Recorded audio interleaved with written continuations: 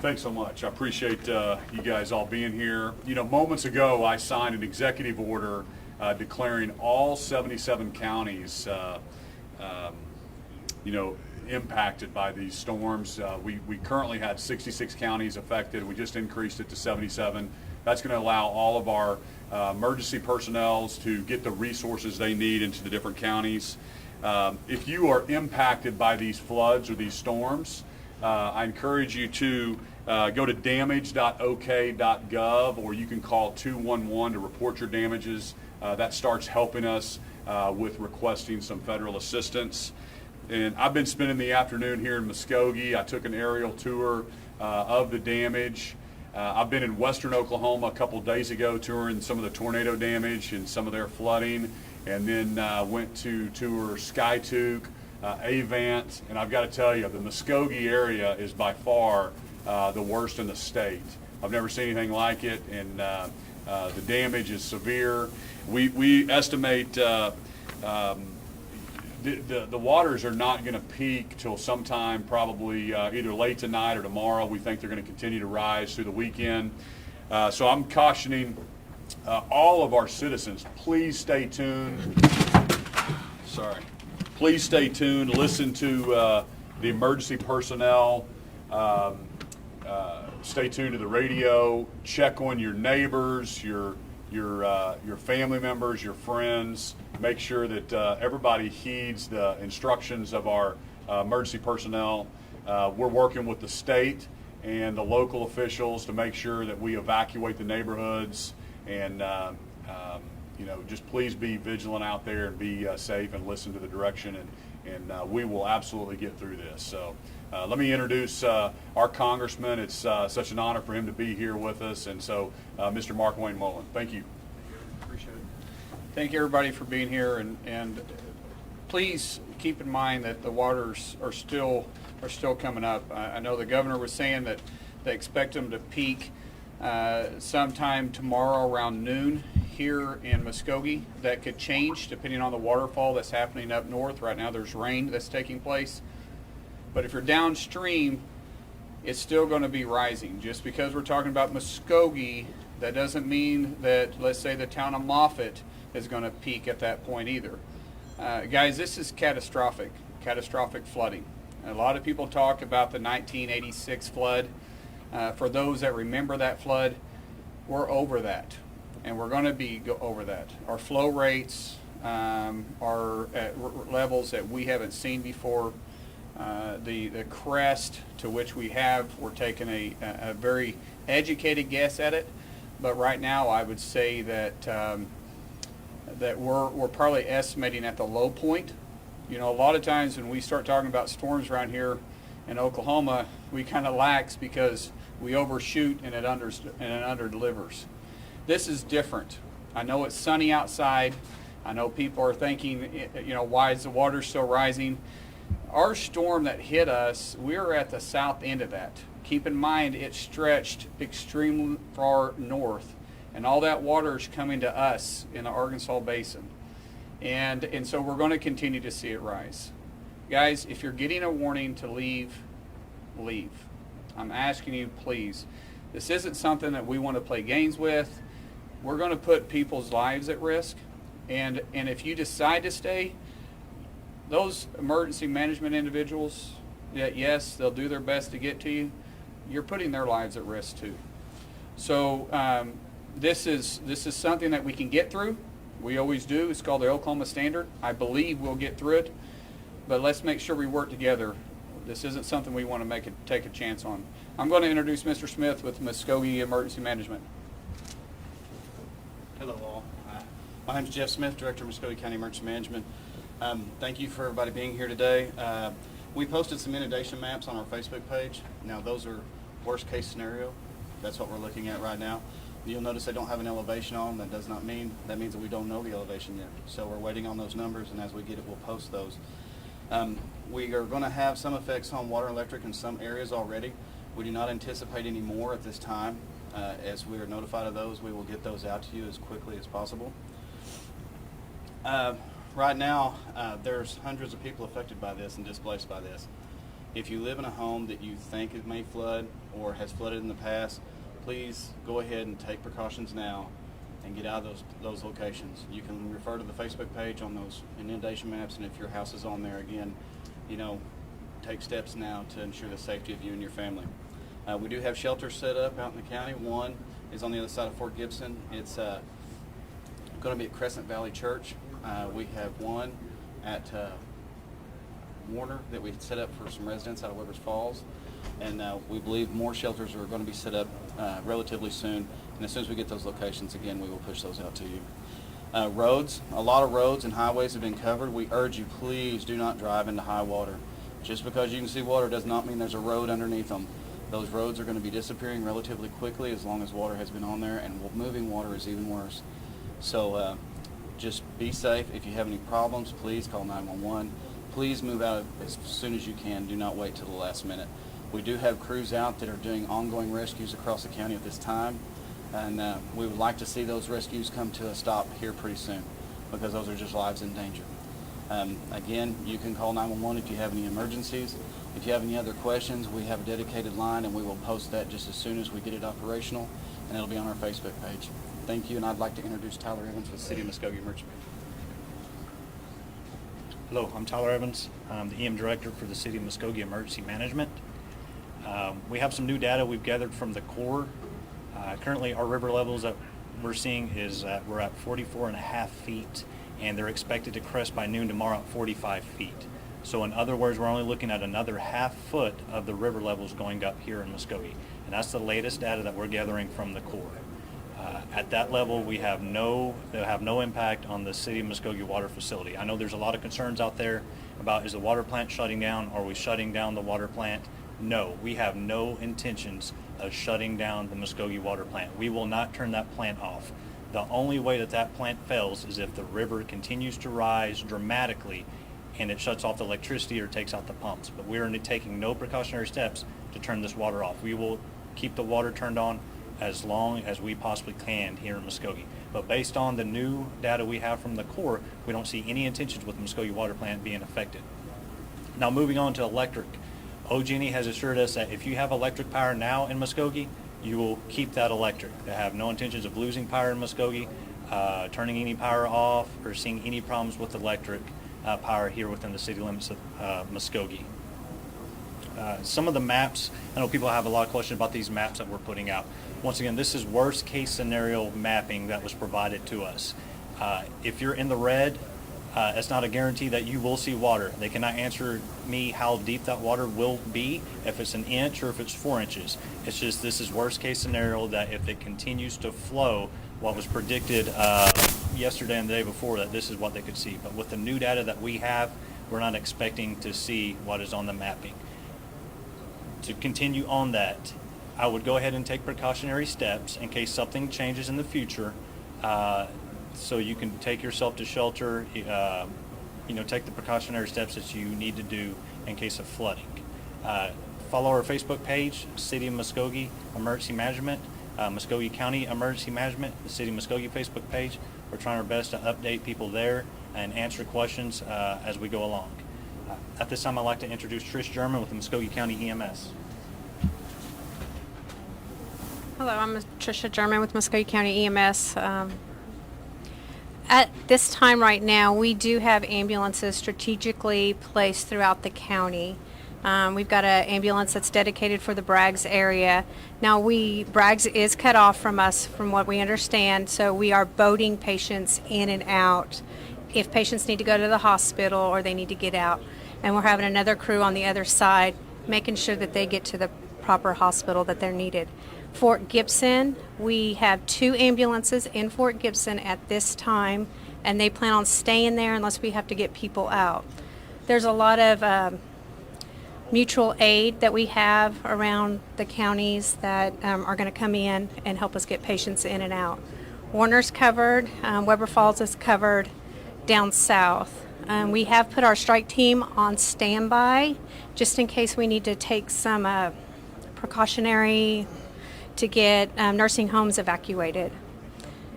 And I think that's it. Who am I introducing? The sheriff? And here is the sheriff. What is his name? Rob Frazier. Thank you. I'm Muskogee County Sheriff Rob Frazier, and let me start out by saying I had the opportunity to view Muskogee County through the air earlier today, and I just want to say our thoughts and prayers are out to everyone in Muskogee County that's been affected by this devastation. We continue at the Sheriff's Office to be vigilant and keep Muskogee County safe. We're all hands on deck. We've got every reserve, every full time that we can get to be out, to continue to keep everyone updated on road closures. Also, I'd like to thank all the other agencies that have come in. This is a complete team effort. Everybody's worked great together. We've had an outpouring of calls come in wanting to help. We appreciate all of that. Let me also talk about we're trying to get everything we can get out on social media and through the news feeds the best we can to keep all the citizens informed. EMS just talked real quick about the Braggs area. I want to touch on that just real quick, and then I'll be done. The Braggs area, they are stuck where they're at. There's no way in, there's no way out for those citizens. EMS and the Sheriff's Office, we knew that was going to happen, so we put a vehicle there, and we are boating deputies in and out. EMS has done the same thing with their ambulance. So they do have medical service, and they do have law enforcement there. We want to make sure that we make that clear. One more thing I want to say real quick on the evacuations. We're getting outpours of calls coming in asking if they need to evacuate. What I want to tell you is if you have to call, then you need to evacuate. Why would you take a chance? We're asking everyone, if you've got that report, you need to evacuate, and let's all be safe. We want to continue to, when this is over, properties can be replaced, but lives can't. So please evacuate and take care of yourselves. Thank you. I'd like to introduce now Commissioner Ken Doak. Hello, I'm Ken Doak, Muskogee County Commissioner for District 1, and I'd like to start by saying that I'm really appreciative of all of our team members here. We've assembled a really strong emergency response team in dealing with this situation. We've been in front of this now for a number of days. We like to think of this as that we're one of the only teams in between the people and the water, and so we're trying to do our level best to be here, to do our level best to protect everyone and keep everyone safe. And we have been trying to move everyone out of harm's way. We've had a number of evacuations at this point in time. And really at this time, I'd like to say kudos to the people for heeding those warnings and getting out of harm's way, because honestly, if you hadn't done that, we would have had a lot more water rescues by now, possibly some fatalities. This is catastrophic flooding, and so we're treating it that way. And I'd like to here briefly to go over just a couple of communities throughout Muskogee County that we are concerned about, because even from the forecast last night, the numbers we're getting now are even worse than the numbers we were reporting then. So now we're over 500,000 cubic feet per second on river flows, which exceeds any historical data along the Arkansas River that we are aware of at this time. The levels are unprecedented. We're concerned about greater inundation of flooding than what has been reported at any point up to now, and so we're taking more action than what we have said up to this point as well. So it is going to be very important that everyone pay attention. Look for updates on the Muskogee County Emergency Management website, also the City of Muskogee Emergency Management website, where you can get the latest updates, because this is a very dynamic situation. It's changing by the minute, and so it's very important that you pay attention. Now, some of our concerns right now is that in addition to the current flows, we would like to think that it could never get worse than that. But we've been thinking that for a week now, it seems like, and every day it's just only gotten worse. We do have weather coming in today, locally, probably around 4 o'clock or something this evening. They're predicting up to 4 inches of rain, and that's here and north. And what we're really concerned about here is especially everything north of us, because we're going to catch everything that lands there. So again, just know that even the current situation is critical, but it could really, really even get worse with some of the predictions that are coming down. So along the areas of the river that we're really concerned about, with the releases at Keystone Dam, Haskell, it puts Haskell, Oklahoma in the line of fire. We're looking at and monitoring the rates there. Pay attention in case we have to do any type of evacuations in the Haskell area. Obviously along Muskogee on the north side, we have a lot of inundation. Pretty much everything north of Harris Road is underwater. A lot of people in that area have already evacuated. As you get to the east side along the port, we're starting to get serious inundation into the port area. A lot of our companies are now shut down and moved from there. As we go around the river, on the Muskogee side to the south side, we're now getting inundation over there. We have a lot of roads that are closed in that area, and new roads that are closed. Country Club is now closed. So it's again, just pay attention in the Muskogee area. We're looking also at Fort Gibson, which has been one of the harder hit areas. With power in Fort Gibson is currently off. We've had a lot of people displaced. We originally had a shelter set up there that no longer has power, and a lot of the areas and evacuations that we've done, we're now having to evacuate those people again because the water has actually come up and are displacing them for a second time. So the shelters now are going to be at Crescent Valley Baptist Church over in Cherokee County, just east of the Fort Gibson area. And power, we are working frantically, OG&E is to set up a portable substation to help get power back to the majority of the dry areas that are left in Fort Gibson right now. So just know that we're working desperately to get you power back on in Fort Gibson. The water, I know there's been rumors that the water is a problem. I spoke to the water coordinator in the Fort Gibson area. He says that is not an issue. They believe that as long as their generators hold up, fresh water will not be an issue in the Fort Gibson area. Right now in the town of Fort Gibson, I've received word that the town is now evacuating everything west of Lee Street in the town of Fort Gibson. That evacuation is actually taking place right now. Other than that, everything that has been announced up to this time in the Fort Gibson area still, as far as the county is concerned, is right where we were up to this point. Bragg's is still an issue. Highway 10 is closed both at the bottom of the mountain and starting at the Donkey Lane area all the way to Highway 62.